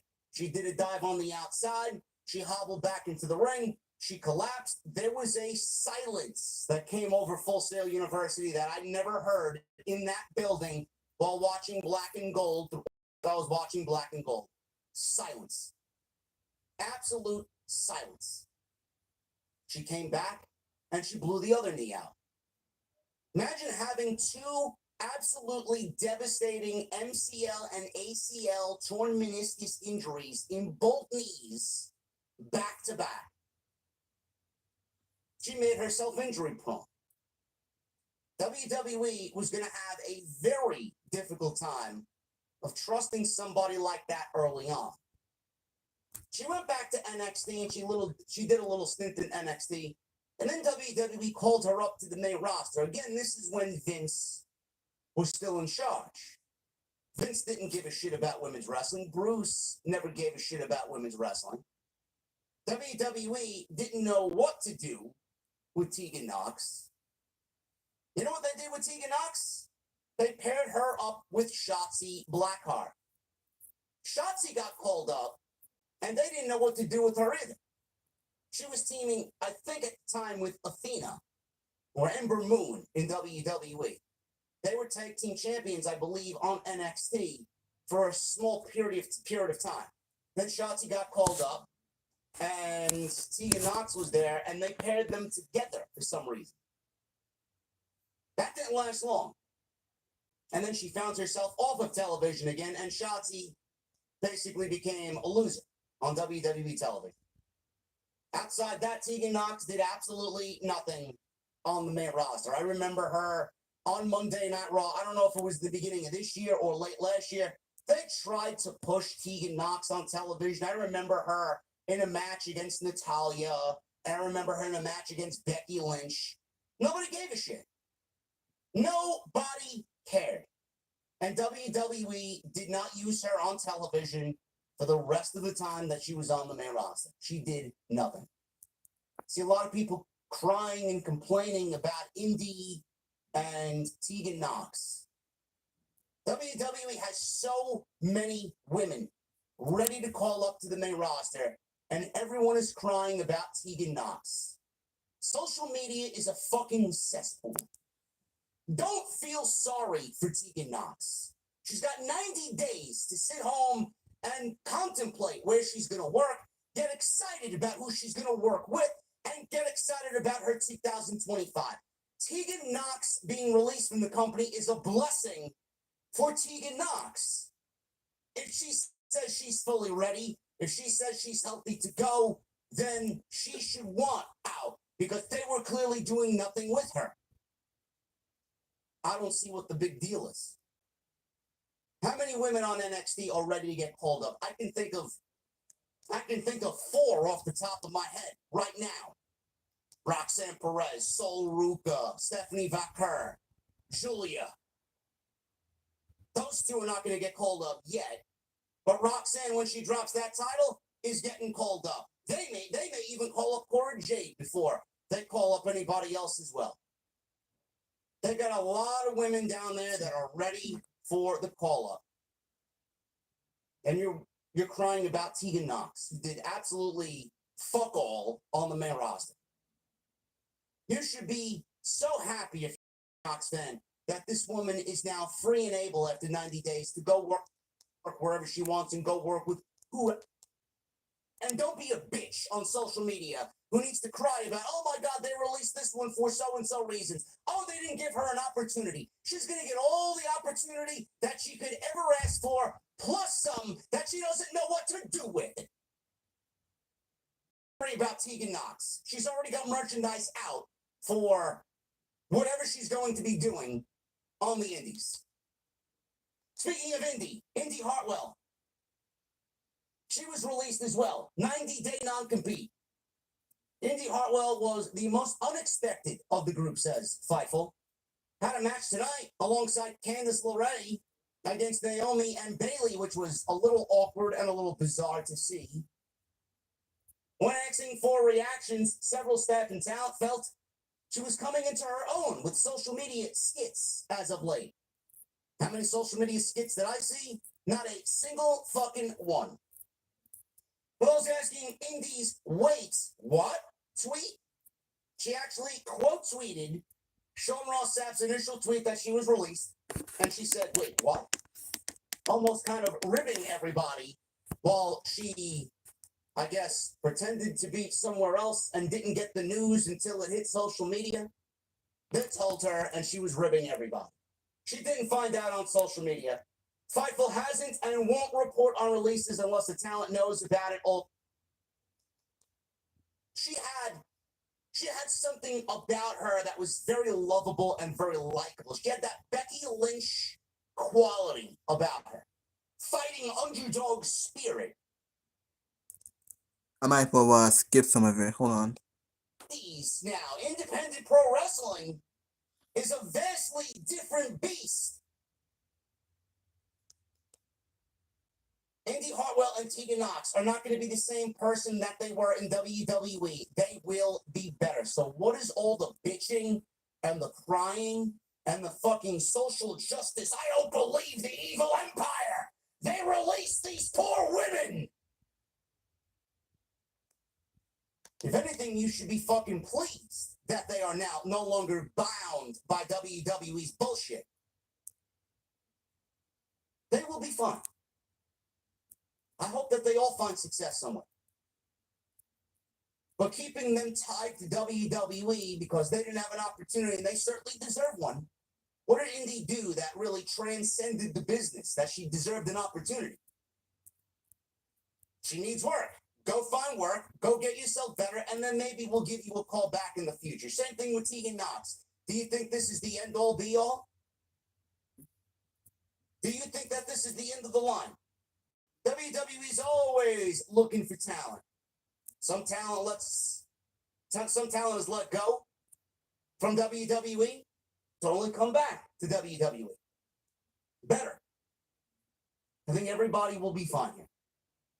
Nobody needs to bitch and moan about Baron Corbin, Tegan Knox, and Indy Hartwell. Everybody is going to be fine. We're going to get into the SmackDown post show. I appreciate you guys very much. I wanted to start off with that tonight because that was the big news. That was actually bigger than anything that happened on the show tonight. But if you guys want to get in on all the action tonight, man, I would really appreciate it. Follow everything you guys need, right? WWE Women's Champion. Stratton cut off Jax, who started to talk, and told Jax not to get too comfortable. Morgan laughed at them and said just people around her that she can trust. Stratton said she hasn't made her decision yet, and both Jax and Morgan were starting to piss her off. Stratton reiterated that she will cash in at Crown Jewel. Stratton then asked Morgan that if she beats Liv Morgan, does that mean Dom also goes with Tiffany Stratton? Crowd popped for that one line. Now, I don't know what it is with Dirty Dom, but he's got Liv Morgan, and now he wants Tiffany Stratton, or rather, Tiffany Stratton wants a piece of Dirty Dom. Liv Morgan wants a piece of Dirty Dom. Tiffany Stratton wants a piece of Dirty Dom. What is the guy working with? What is and what are his secrets? I don't know. Stratton said that she could use some dirty in her life. Told you guys this got 2.5 minutes of TV time. Would you believe me? It's got 2.5 minutes of TV time. Yeah. I don't know why, but it is what it is. The match was joined in progress. Morgan was beating down Tiffany. We go to the outside. Morgan ran Stratton into the prime energy cart on the outside that's by the commentary table. Morgan hopped onto Dominic. Hit everyone that she could see with the briefcase. Jax then hit her finish. The way that I see this happen is not a cash-in. I think Tiffany Stratton is going to cause a distraction. And this will cost Nia Jax the match. Liv Morgan will become the Crown Jewel champion. Nia Jax will be upset. She will then start bullying Tiffany Stratton to a point where Tiffany is going to remain loyal to her for the little bit that she has left.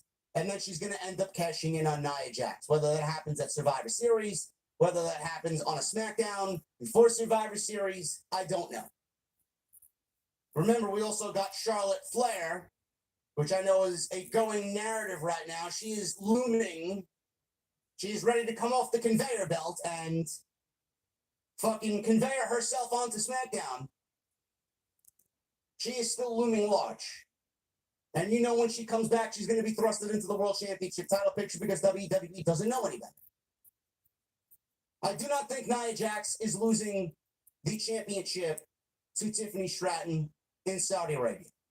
I think Liv Morgan wins. She becomes the Crown Jewel champion, and we get another month, another PLE without a cash-in.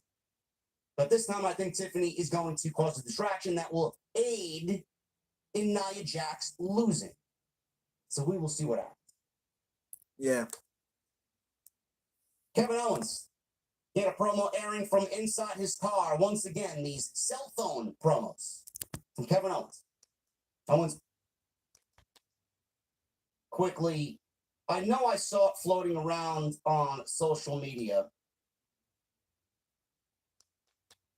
As everyone may not have the same mindset that you have. It's like doing a group project at school. Everyone's on the same page.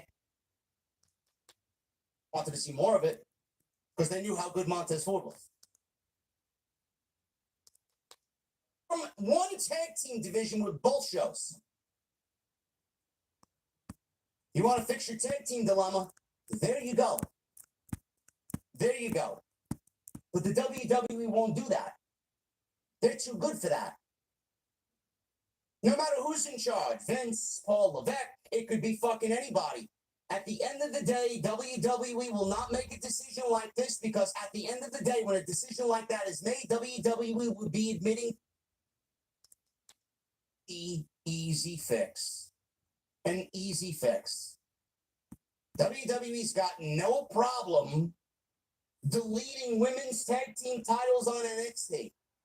That's WWE admitting defeat, no? Why is there such a vast discrepancy when we do one thing for the women, but we don't do it for the men?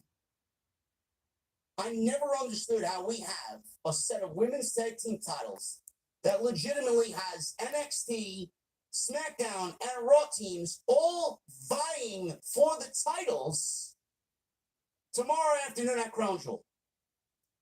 How Jade Cargill and Bianca Belair are SmackDown stars and can go to Monday Night Raw.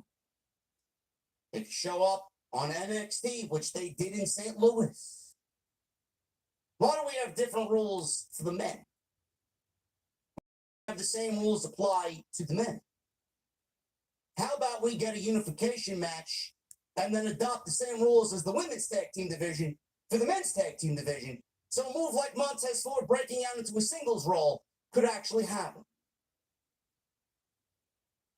I'd love to see Montez go heel. I'd love to see Montez and Bianca become a heel power couple in WWE. That would be fucking fantastic. Yeah, I agree. We've been saying this for years now. Montez Ford deserves a singles run. Bianca turn heel, turn Montez Ford heel. That would be great. The Profits have been a team for a year. Can we actually break them up, do something new, something different? Or maybe because I don't think they trust Montez Ford as a singles yet. Can you imagine the match that we could get with Montez Ford? Because God only knows she needs something, being that she's got to be babysitter to Jade Cargill and actively is ruining whatever Bianca has worked for. Exactly. Carrying Jade Cargill and the load of amateur Jade Cargill isn't really making Bianca Belair look all that special anymore. Exactly. The fix is easy. I don't know why we haven't can undo it, because it would be too soon and it would be got Prince with a corkscrew elbow who is here.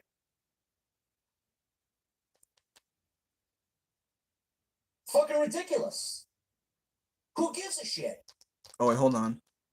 Is fans don't know anything about her. Fans have no reason to care about her. Oh, but she's the speed champion, JB. Who gives a shit? Fuck your speed champion. Nobody gives a fuck about a Twitter show where the matches last just as long as women's matches do normally on Monday and Friday night. We just had Liv Morgan and Tiffany Stratton go 2 minutes. Could that be constituted as a speed match? Fucking ridiculous. Who gives a shit?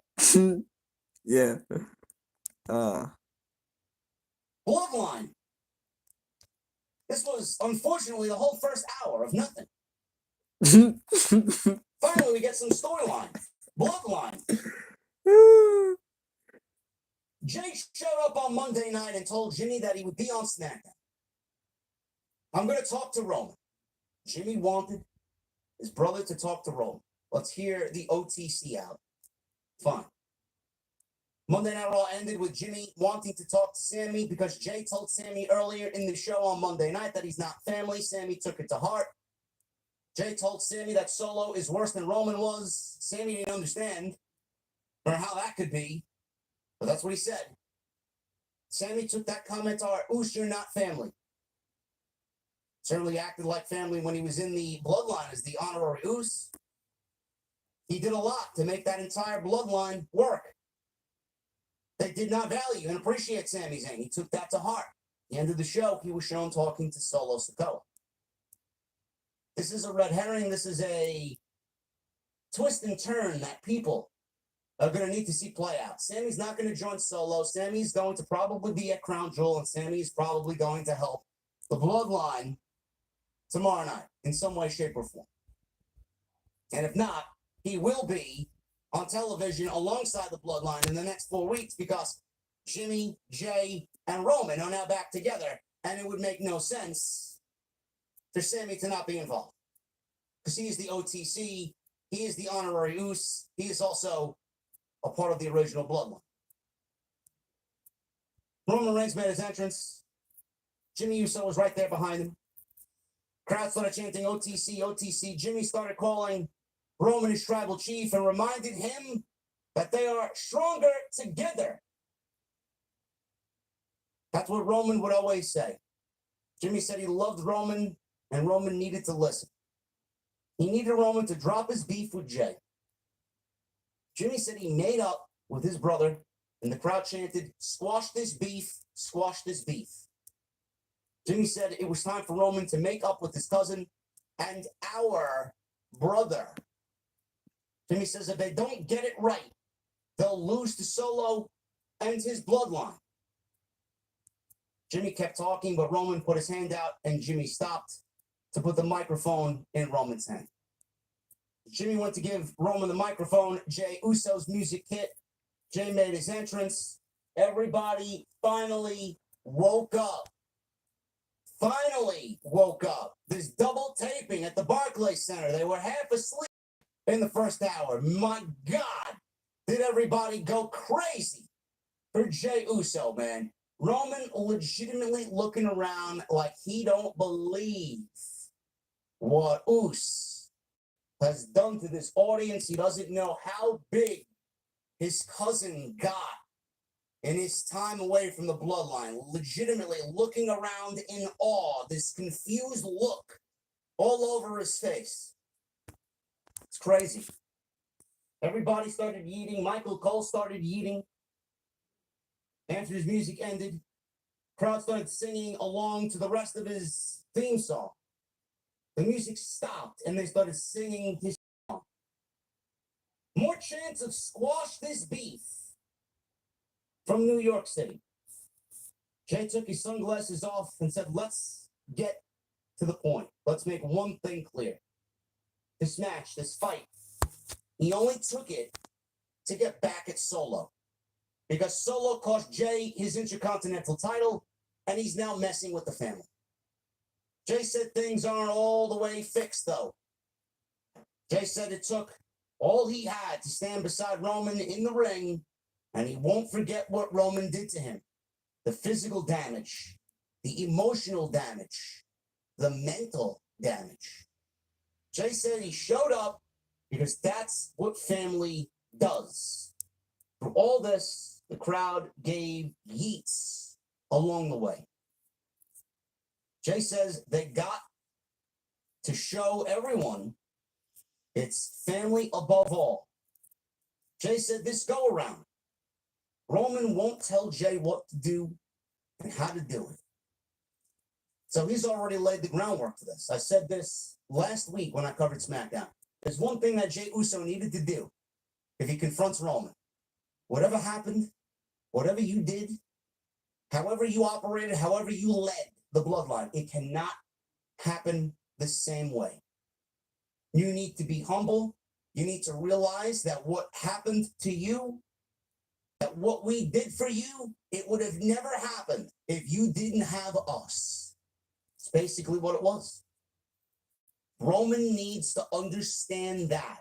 Is Roman going to come out and say, I'm sorry for doing what I did? No, he's not going to say that because they're not going to be in a position to make Roman look weak. Roman is going to understand in the way Roman understands. He already told Jay he's proud of him. He already told Jay that the entire family is proud of him. Roman standing in that ring, the confusion, I seen right through that. Roman is proud. He doesn't understand it, but he's proud of Jey Uso. So all the emotional, all the mental, all the physical damage, we're going to show everyone it's family above all. You will not tell me what to do and how to do it. Jay says he's not going to be a lackey anymore.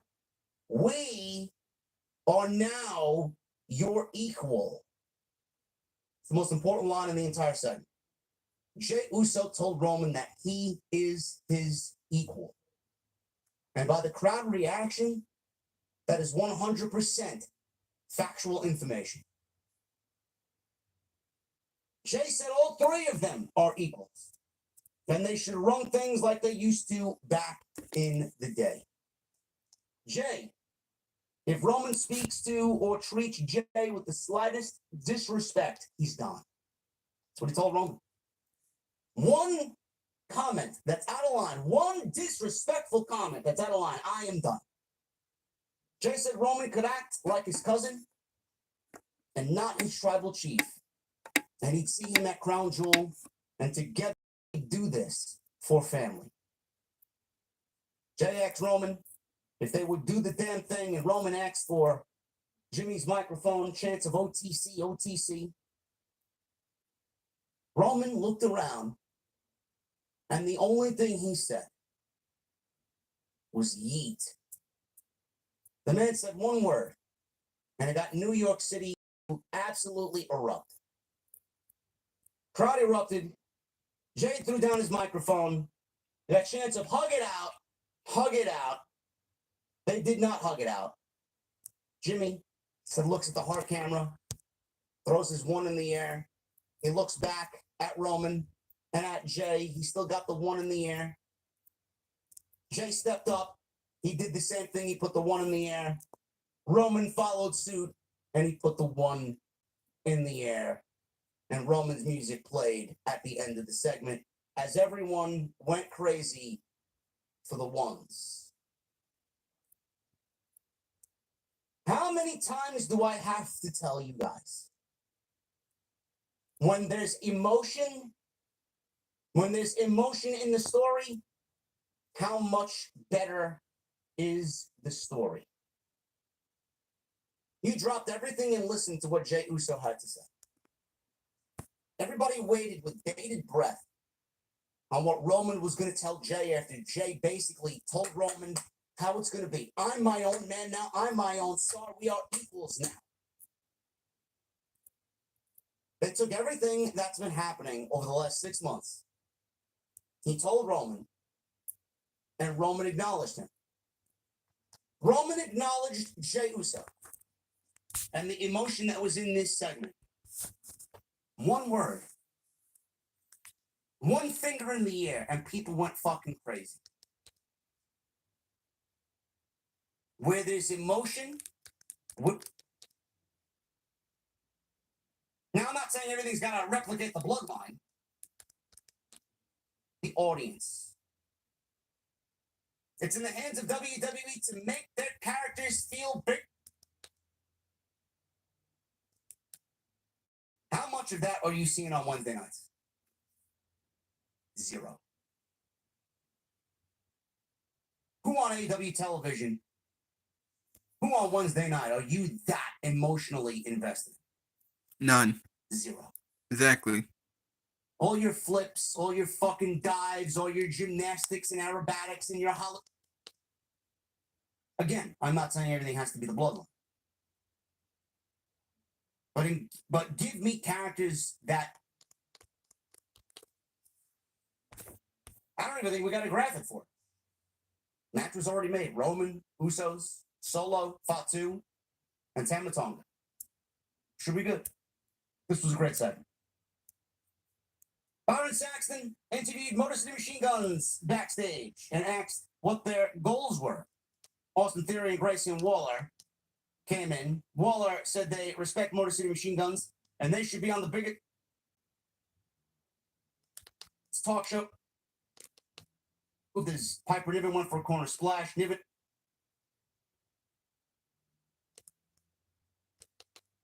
But I said if there was any other outcome, I could see them giving the title to Carmelo Hayes.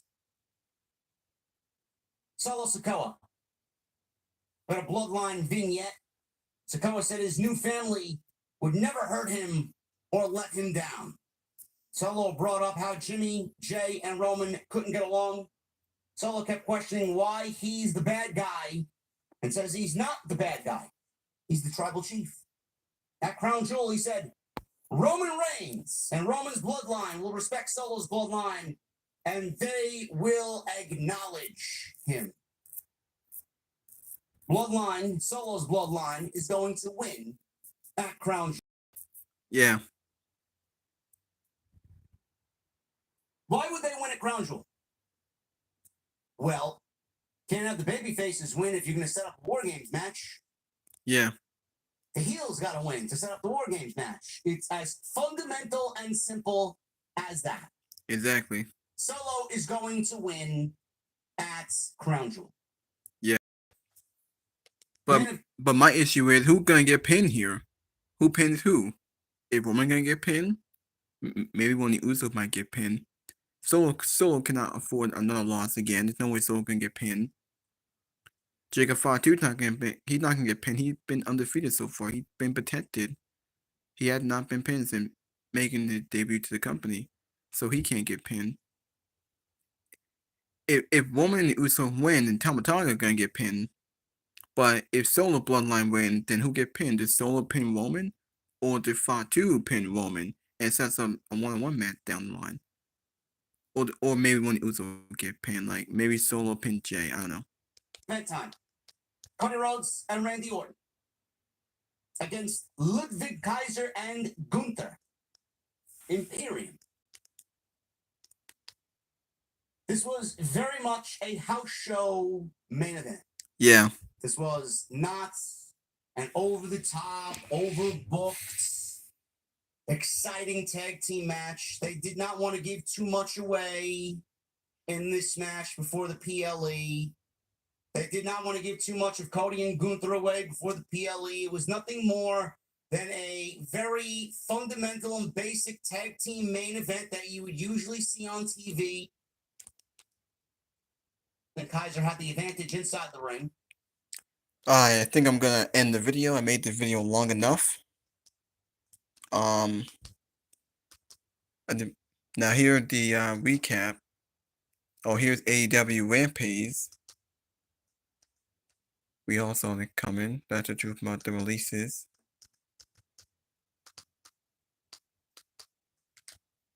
Now this is on WWE television.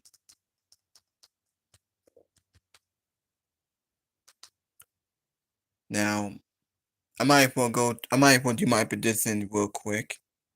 That's the recap to SmackDown. Here's Solo and his promo. Cody and Randy Orton beat Imperium. Roman Reigns and the Usos stand united.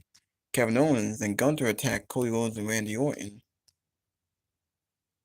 Are these the matches that they were hyping up? Oh. Not showing that much. Now for the matches, I'm going for hopefully Bronson Reed. Jay and Bianca might retain, but I think they might lose the tag team titles. LA Knight, Carmelo Hayes, and Andrade. I'm going with Carmelo Hayes to win that match. I'm going with Gunther to win this. I think the Bloodline will beat Roman Reigns and the Usos. I think Kevin Owens is going to beat Randy Orton. I think I actually think Nia Jax will beat Liv Morgan.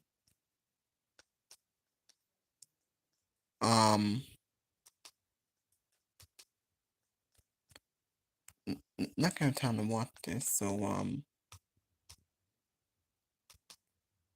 were there any other matches that I missed? I might have missed some matches here.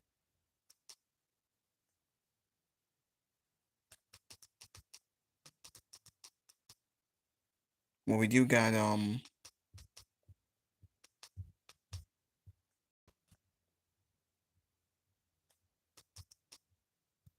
there's the countdown. There is the post show at 4:30. Like I said, there's only like 7 matches.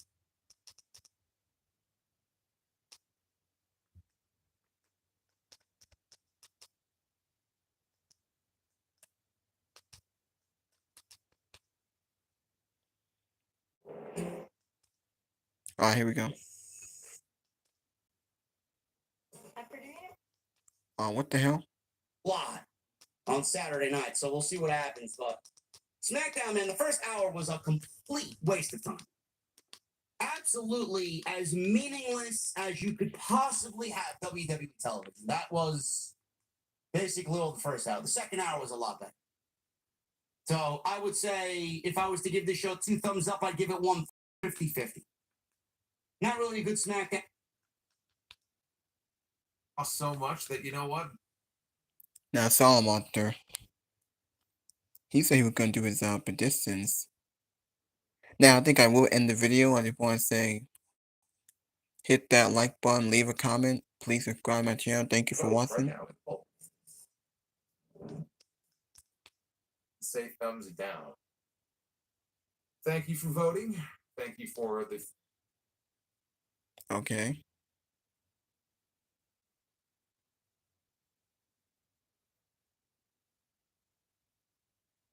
Is he not doing his predictions? Follow as well if you are followed. Alright, I guess not. Well, might will just end the video. Until next time, I'll be back with more. Thank you for watching. Thank you for all the support. Hit that like button, leave a comment. Please subscribe to my channel. I'll see y'all later. See y'all next time. I will do a live stream for WWE Crown Jewels tomorrow morning. I think the show will go 3 hours. It might go 3 hours and 30 minutes since they got 7 matches on the card.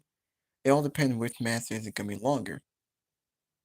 Now, I'm pretty sure Cody Rhodes and Gunther are gonna be the main event. I think that's gonna be the main event, because then those are your two world champions. Hopefully Gunther wins. Nia Jax might win. Solo Bloodline gonna win. Carmelo Hayes might win the US title. Kevin Owens will probably beat Randy Orton. And maybe Jade and Bianca will retain. Bronson Reed will beat Seth Rollins.